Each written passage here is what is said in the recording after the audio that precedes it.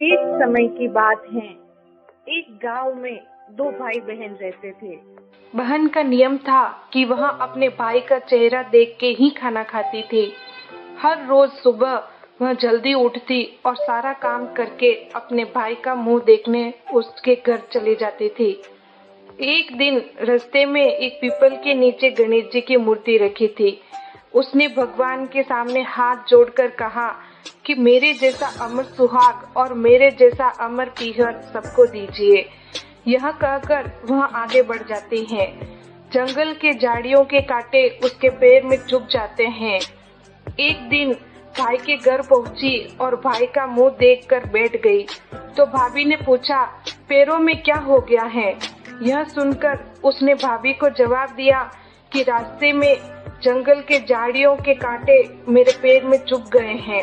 जब वह वापस अपने घर आ गई तब भाभी ने अपने पति से कहा कि रास्ते को साफ करवा दो, आपकी बहन के पाँव में बहुत सारे कांटे चुभ गए हैं। भाई ने तब कुल्हाड़ी लेकर सारी झाड़ियों को काटकर रास्ता साफ कर दिया, जिससे गणेश जी का स्थान भी वहां से हट गया। यह देखकर भगवान गुस्सा हो गए और उसके भाई के प्राण हर लिए। लोग अंतिम संस्कार के लिए जब भाई को ले जा रहे थे तब उसकी भाभी रोते हुए कहने लगी कि थोड़ी देर रुक जाओ, इनकी बहन आने वाली है। वह अपने भाई का मुंह देखे बिना नहीं रह सकती हैं, उनका नियम है। तब लोगों ने कहा, आज तो देख लेगी पर कल कैसे देखेगी।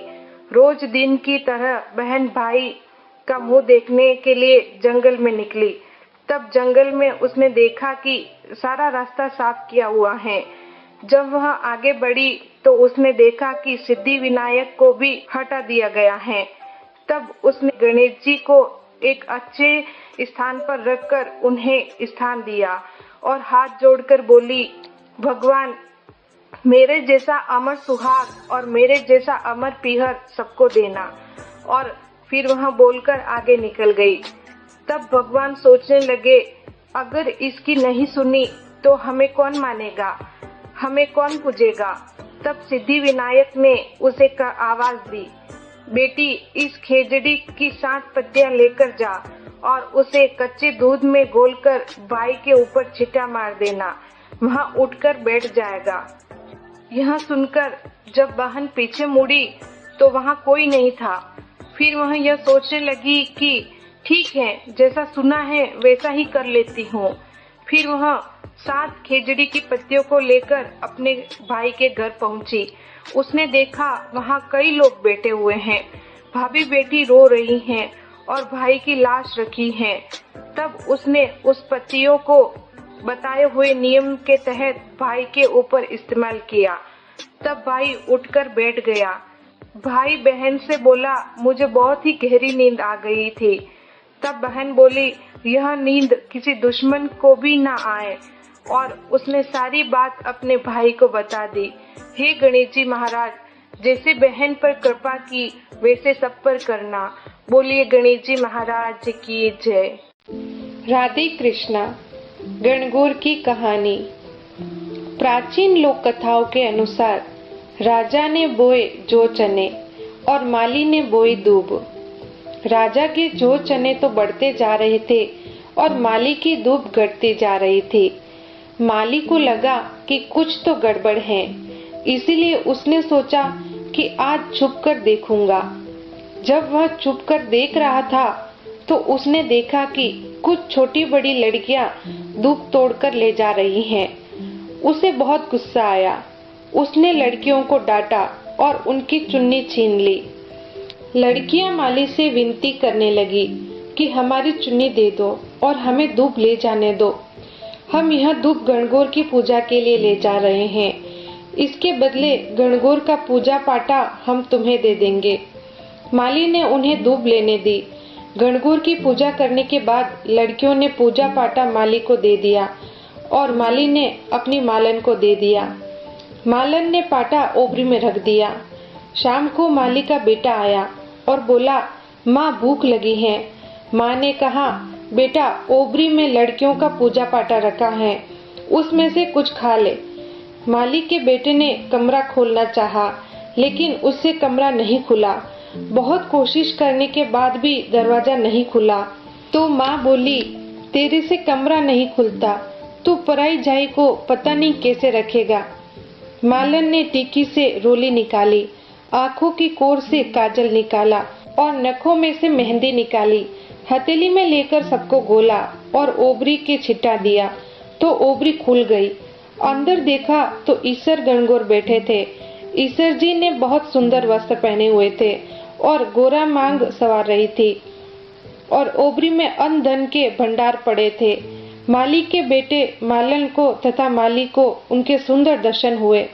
हे गणगौर माता, जिस प्रकार माली के परिवार को दर्शन दिए उसी प्रकार सबको दर्शन देना और ईसर जी जैसा भाग और गोरा जैसा सुहाग सबको देना। कहानी कहने वाले, हुकारा भरने वाले सबको अमर सुहाग का आशीर्वाद देना। बोलिए ईसर जी और गोरा माता की जय। राधे कृष्णा। गणगौर की कहानी। एक बार भगवान शंकर तथा पार्वती जी नारद जी के साथ भ्रमण को निकले। चलते चलते वे चैत्र शुक्ल तृतीया के दिन एक गांव में पहुंच गए। उनके आगमन का समाचार सुनकर गांव के धनवान स्त्रियां उनके स्वागत के लिए स्वादिष्ट भोजन बनाने में व्यस्त हो गई। भोजन बनाते बनाते उन्हें काफी देर हो गई, किंतु गरीब स्त्रियां धनवान स्त्रियों से पहले ही थालियों में हल्दी तथा अक्षत लेकर जैसी थी वैसी ही पूजन हेतु पहुंच गई। पार्वती जी ने उनके पूजा भाव को स्वीकार करके सारा सुहाग रस उन पर छिड़क दिया। वे अटल सुहाग प्राप्ति का वरदान पाकर लौटी। उसके बाद धनवान स्त्रियां अनेक प्रकार के पकवान लेकर गौरी जी और शंकर जी की पूजा करने पहुंची। सोने चांदी से निर्मित उनकी थालियों में विभिन्न प्रकार के पदार्थ थे। उन स्त्रियों को देखकर भगवान शंकर ने पार्वती जी से कहा कि आपने सारा सुहाग रस तो गरीब स्त्रियों को दे दिया है, अब इन्हें क्या दोगी? पार्वती जी ने उत्तर दिया कि हे प्रभु, आप इसकी चिंता मत कीजिए। उन स्त्रियों को मैंने केवल ऊपरी पदार्थ से बना रस दिया है, परंतु मैं इन धनवान स्त्रियों को अपनी अंगुली चीरकर अपने रक्त का सुहाग रस दूंगी। यह सुहाग रस जिसके भाग्य में पड़ेगा वह तन मन से मुझ जैसी सौभाग्यवती हो जाएगी। जब स्त्रियों ने पूजन समाप्त कर दिया तब पार्वती जी ने अपनी उंगली चीरकर उन पर छिड़क दी। जिस पर जैसा छींटा पड़ा उसने वैसा ही सुहाग पा लिया। उसके बाद भगवान शिव की आज्ञा से पार्वती जी ने नदी तट पर स्नान किया और बालू की शिवलिंग बनाकर पूजन करने लगी। पूजन के बाद बालू के पकवान बनाकर शिव जी को भोग लगाया।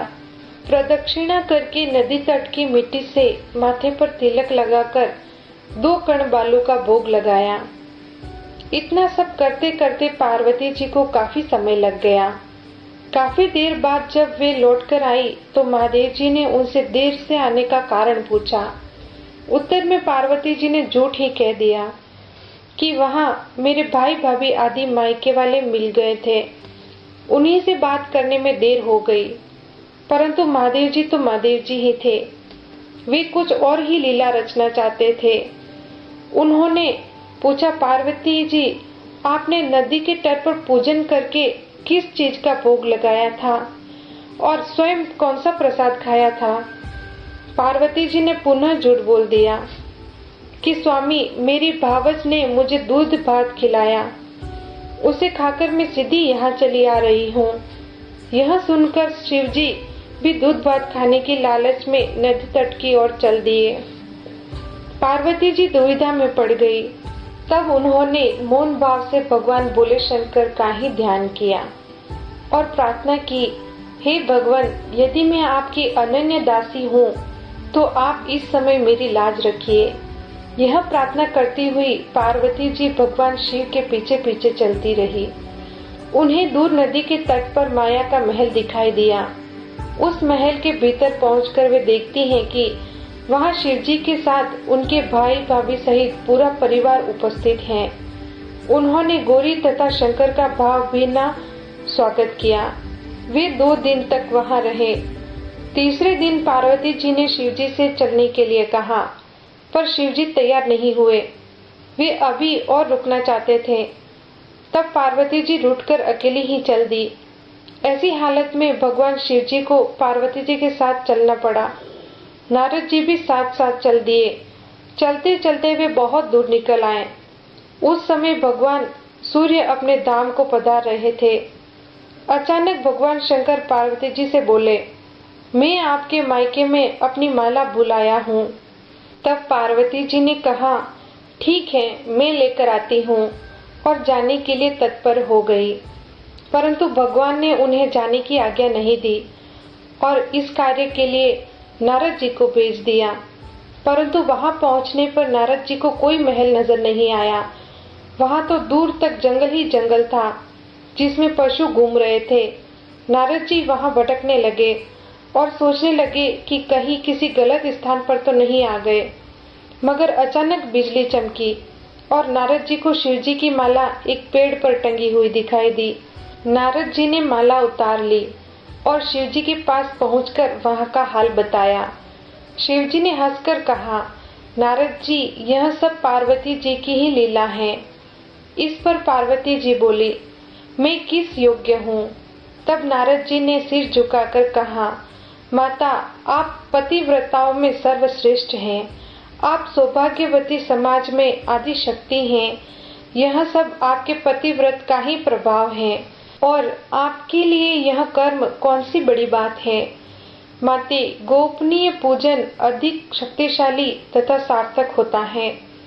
आपकी भावना तथा चमत्कार पूर्ण शक्ति को देखकर मुझे बहुत प्रसन्नता हुई है। मैं आशीर्वाद रूप में कहता हूँ कि जो स्त्रियां इसी तरह गुप्त रूप से पति का पूजन करके मंगल कामना करेंगी, उन्हें संसार की स्त्रियां आपके नाम स्मरण मात्र से ही अटल सौभाग्य प्राप्त करेगी। बोलिए ईश्वर जी और गोरा जी की जय। राधे कृष्णा। गणगौर की कहानी। चैत्र का महीना आया।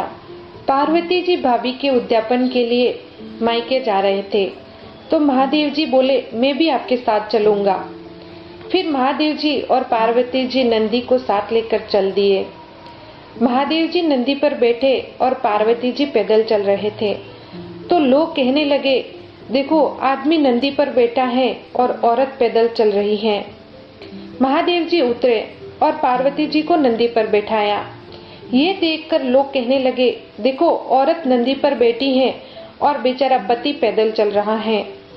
ऐसा सुनकर पार्वती जी भी उतर गई। दोनों पैदल चलने लगे। साथ में नंदी भी चलने लगा। अब लोग कहने लगे, देखो, नंदी साथ में होते हुए भी दोनों पैदल चल रहे हैं। तो पार्वती जी और महादेव जी दोनों नंदी पर बैठे। तब लोग बोले, देखो, छोटे से जीव पर दोनों बैठे हैं। तो पार्वती जी बोली, हे प्रभु, दुनिया कैसी है, नंदी पर बैठने नहीं दे रही और पैदल चलने नहीं दे रही। तब महादेव जी बोले, पार्वती जी, ये संसार है, यहाँ ऐसे ही होता है। आगे गए तो एक गाय उठती बैठती बेचैन हो रही थी। पार्वती जी पूछने लगी, भगवान, ये गाय कष्ट में क्यों है? तो महादेव जी बोले, इसके बछड़ा होने वाला है। तो पार्वती जी बोली, बच्चे के लिए इतना कष्ट मुझसे सहन नहीं होगा, मेरे गांठ दे दो। तब भोलेनाथ बोले, आप आगे चलो। आगे गए तो एक घोड़ी उठती बैठती दिखी। वो कष्ट में थी। गोरादे बोली, इस घोड़ी को क्या कष्ट है? तो भगवान भोलेनाथ बोले, इसके बच्चा होने वाला है। तो पार्वती जी बोली, मुझसे इतना कष्ट सहन नहीं होगा, मेरे गांठ दे दो। महादेव जी बोले, आगे चलो। आगे गए तो राजा की नगरी में उदासी छाई थी। ढोल नगाड़े उल्टे थे। पार्वती जी पूछने लगी, यहाँ सब उदास क्यों हैं? महादेव जी ने कहा, यह रानी के कवर होने वाला है। अब तो माता पार्वती जी नहीं माने और बोले, बच्चे के लिए इतना कष्ट हो तो मुझे बच्चे नहीं चाहिए, आप मेरे गांठ दे दो। महादेव जी को गांठ देनी पड़ी। फिर महादेव जी आगे गए। चलते चलते उनके ससुराल में पहुंचे। पीपल के पेड़ के नीचे वास किया। माता पार्वती जी पीहर में सहेलियों के साथ गणगौर पूजने में मग्न हो गई। गणगौर नजदीक आई। महादेव जी बोले, आज गणगौर है, सब औरतें पूजा करने आएगी।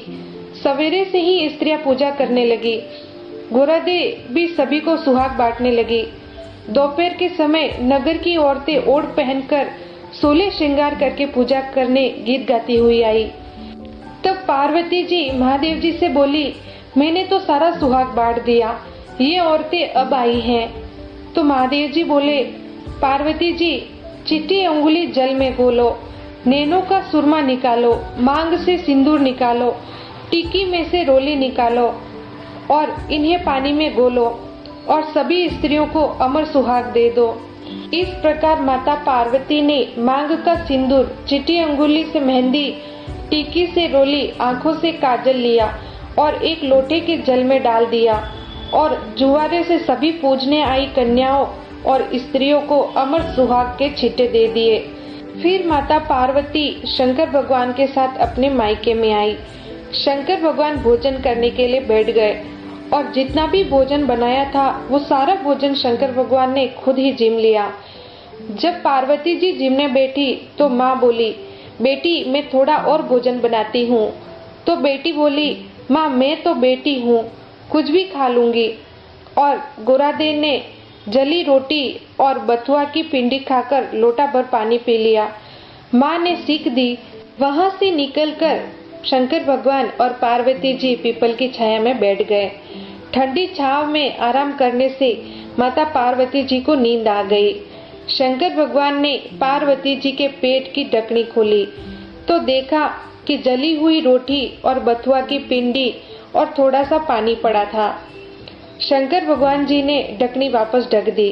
पार्वती जी जागे तो शंकर भगवान ने पूछा, पार्वती जी आपने क्या क्या जीमा?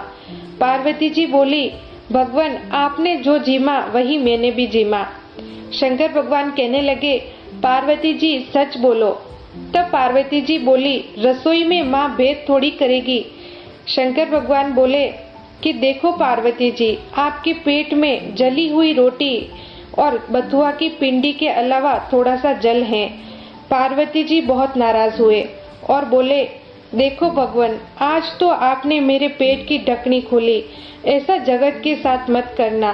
पीहर की बात ससुराल और ससुराल की बात पीहर में नहीं कहनी चाहिए। फिर पार्वती जी और शंकर भगवान वापस कैलाश पर्वत के लिए रवाना हुए। आगे देखा तो राजा के यहाँ शहनाइयाँ बज रही थी, लोग खुशियाँ मना रहे हैं। रानी बहुत खुश थी। पार्वती जी बोली, कुंवर होने पर इतनी खुशी होती है, आप मेरी गांठ कृपा करके खोल दे। शंकर भगवान जी बोले, पार्वती जी मैंने आपसे पहले ही कहा था, मेरी गांठ खोले नहीं खुलेगी। फिर वह आगे चले। आगे गए तो घोड़ी के बच्चा हुआ। वह अपने बच्चे को प्यार से चाट रही थी। वह बहुत खुश थी। पार्वती जी बोली, भगवान आप मेरी गांठ खोलो। महादेव जी बोले, ये गांठ नहीं खुलेगी। आगे गए तो आगे गाय अपने बच्चे को प्यार से चाट रही थी और बहुत खुश हो रही थी और उस गाय की मालकिन भी बहुत खुश थी। पार्वती जी सोचने लगी, जानवरों को बच्चों की इतनी उमंग है तो मानव की तो बात ही क्या है। और भगवान शंकर से बोले, भगवान आप मेरी गांठ खोलो, नहीं तो मैं आगे नहीं चलूंगी। इस पर शंकर भगवान बोले, अब कुछ नहीं हो सकता। थोड़े दिन बीते। पार्वती जी ने अपने मेल का एक पिंड बनाया और उसमें प्राण फूके। उस बालक को रखवाली के लिए रखकर माता पार्वती जी स्नान करने गई। शंकर भगवान आए तो बालक ने उनको अंदर नहीं जाने दिया। तो भगवान ने पूछा कि तुम कौन हो? बालक बोला, मैं पार्वती का पुत्र हूँ। भगवान सोचने लगे, ये पुत्र कहाँ से आ गया, और त्रिशूल से उस बालक का गला काट दिया। माँ पार्वती जी आई और देखा और बोली कि भगवान मेरे पुत्र को वापस जीवित करो। तो शिवजी ने गणों को भेजा कि जो कोई स्त्री अपने पुत्र के विमुख होकर सो रही हो, उसी बच्चे का सिर काट कर ले आओ। गण सभी जगह घूमते घूमते जंगल पहुँचे, जहाँ एक हथिनी अपने बच्चे से विमुख होकर सो रही थी। गण उसका सिर काट लाए। भगवान ने उस सिर को बालक के शरीर पर जोड़ दिया और अमृत का छिट्टा दिया और बोले, दुनिया में सबसे पहले गौरी पुत्र गणेश जी की पूजा होगी, बाद में दूसरे देवताओं की पूजा होगी। खोटी की खरी, अधूरी की पूरी। हे गणगौर माता, अधूरी हो तो पूरी करना, पूरी हो तो मान रखना, हम सबको अमर सुहाग देना। बोलिए ईश्वर जी और गौरी माता की जय। राधे कृष्णा। गणगौर की कहानी। चैत्र का महीना आया। होली के दूसरे दिन जवारे बोकर कुंवारी लड़कियों ने 16 दिन तक गणगौर का पूजन करके एकादशी से 7 दिन के व्रत करती हैं। 7 लड़कियां थी, उनमें से 6 तो धनवान थी और एक लड़की बहुत गरीब थी, जिसके घर खाने के भी लाले पड़ते थे। उनमें से 6 लड़कियों ने गणगौर का व्रत करने का निश्चय किया और गरीब लड़की को बोला, तुम भी हमारे साथ व्रत करो। गरीब लड़की ने बोला, मैं व्रत नहीं करूंगी। फिर दूसरी लड़कियों ने उसको मनाया, मगर उसने हाँ नहीं करी। फिर वो लड़कियां गरीब लड़की की माँ के पास गई और बोली, इसको बोलो ये हमारे साथ गणगौर का व्रत करे। तब उसकी माँ बोली, देखो बेटा, हमारे घर में खाने को तो है नहीं, सुबह होता है तो शाम को नहीं होता, तो बताओ ये व्रत कैसे करेगी। तब वो लड़कियां बोली, माँ जी ये एक एक दिन हम सबके घर खाना खा लेगी और उसके व्रत भी पूरे हो जाएंगे, आप इसके व्रत को खंडित मत होने दो। जब लड़कियां नहीं मानी तो माँ ने उसको व्रत करने के लिए हाँ कर दी। अब वो लड़की एक एक दिन सबके यहाँ जिमने जाती। इस तरह 6 दिन हो गए। 6ठे दिन वो लड़कियां बोली, कल हम तेरे घर जिमने आएंगे, तू 6 दिन तक हमारे यहाँ जिमी, अब तुझे हमें जिमाना पड़ेगा। तब वो लड़की बोली, मैंने तुझको पहले ही मना बोला था कि मेरे हालात तुम्हें जिमाने के नहीं हैं, मगर तुम नहीं मानी। फिर उसने उनको जिमाने के लिए हाँ कर दी। फिर वो घर आई और माँ से बोली, माँ कल सारी लड़कियां हमारे यहाँ जिमने आएगी। तब माँ बोली, मैंने तुझे पहले ही बोला था, तू उनकी बातों में मत आ, अब अपने घर में तो खाने को कुछ है नहीं। अब माँ को गुस्सा आया और लड़की को पीटने लगी, तो वो लड़की जंगल में भाग गई और एक जगह सो गई। इधर ईसर और गोरा जी ये सब देख रहे थे। गोरा जी ने ईसर जी से कहा, देखो भगवान, कोई अपनी शरण में आकर सोया है। तब ईसर जी ने कहा, दुनिया में बहुत से लोग दुखी हैं, किस किस का ख्याल रखे। तब पार्वती जी बोले, नहीं ईसर जी, इसको तो हमें पूछना ही पड़ेगा, इसने हमारा व्रत किया है और दुखी है। यदि आज हमने इसकी खबर नहीं ली तो दुनिया में फिर हमें कोई नहीं पूछेगा। तब ईसर जी और पार्वती जी नीचे आए और उससे बोले, हे बेटी, सोई है या जाग रही हैं? चिंता में क्यों पड़ी हैं? तब लड़की बोली, मैंने गणगौर का व्रत किया है। 6 दिन में 6 लड़कियों के घर जिमने गई और कल वो मेरे घर जिमने आएंगी और मेरे घर में तो खाने को कुछ नहीं है, मैं उनको क्या खिलाऊंगी। इस पर पार्वती जी को उस लड़की पर बहुत दया आई और बोले, बेटी, यहाँ पर जो कंकड़ पत्थर पड़े हैं उनको इकट्ठा कर और ले जाकर घर के सभी कोनों में थोड़े थोड़े डाल देना और थोड़े पालने में डाल देना। उसने जितना उससे उठ सका उतने टोकरी में भर लिए। ईसर जी और पार्वती जी ने उसके टोकरे को हाथ लगाया और वो घर चली गई और घर के चारों कोनों में पालने में उनको बिखेर दिया और सो गई। सुबह माँ ने पूछा, रात को बेटी तू क्या लाई थी? तब उसने माँ से बोला, आप कमरा खोल कर देखो। माँ ने जब कमरा खोला तो उसमें हीरे मोती जगमग कर रहे थे और पालने में एक छोटा सा कुंवर खेल रहा था। माँ ने पूछा, बेटा तूने ये क्या किया? तूने कोई जादू किया है क्या? तब वो लड़की बोली, मुझे तो ईसर जी और पार्वती जी माता ने दिया है। तब माता बहुत खुश हुई और उसमें से एक हीरा लेकर बाजार गई और हीरा बेचकर घर का सामान और खाने का सामान लाई। फिर जिमण बनाया। जब सारी लड़कियां जिमने आई तो देखती हैं कि उसके घर में उनकी अपेक्षा से भी कई ज्यादा ठाट बाट था। जब शाम हो गई और लड़कियां अपने घर नहीं पहुंची, उनकी माँओं ने विचार किया, अपनी लड़कियां गरीब के घर गई थी तो वे भूखी प्यासी ही बैठी होगी। वे कटोरी में उनके लिए साग पूरी लेकर आई तो देखती हैं कि सभी लड़कियां आनंद से खेल रही थी। तब उनकी माँ ने लड़की से पूछा, कल तक तो तेरे खाने को भी नहीं था और आज इतना सब कहाँ से हो गया? तब वो बोली, मेरे पर गोरा जी प्रसन्न हुए हैं। तब उन माँओं में से एक माँ के मन में लालच आया और वो अपनी बेटी से बोली कि बेटी तू भी जंगल में जाकर सो जा, अपने भी बहुत धन हो जाएगा। तब बेटी बोली, माँ भगवान जरूरतमंद पर कृपा करते हैं, दूसरों पर नहीं। परंतु माँ नहीं मानी और माँ के आगे बेटी की नहीं चली। वो जंगल में जाकर सो गई। ईश्वर जी उसके सपने में आए और बोले, बेटी सोई है या जाग रही है? बेटी बोली, सोई भी नहीं हूँ और जाग भी नहीं रही हूँ, चिंता में हूँ। मेरे घर पर मैंने लड़कियों को जिमने को कहा है और मेरे घर पर कुछ नहीं है। तब ईश्वर जी बोले, तेरी चिंता तो मैं अभी दूर कर देता हूँ। सुबह उठकर बगीचे में से केर सांगरिया ले जाना और वो पूरे घर में बिखेर देना। सुबह वो उठी और बहुत सारी केर सांगरी तोड़ी और घर आई। माँ से कहा, माँ हांडी में केर सांगरिया उबालने के लिए रख देना, मैं लड़कियों को जिमने के लिए बोलकर आती हूँ। जब उसने लड़कियों से कहा मेरे यहाँ जिमने आओ, तो उन्होंने कहा, तेरे घर तो एक बार हमने जिम लिया है, फिर से क्यों जिमा रही हो?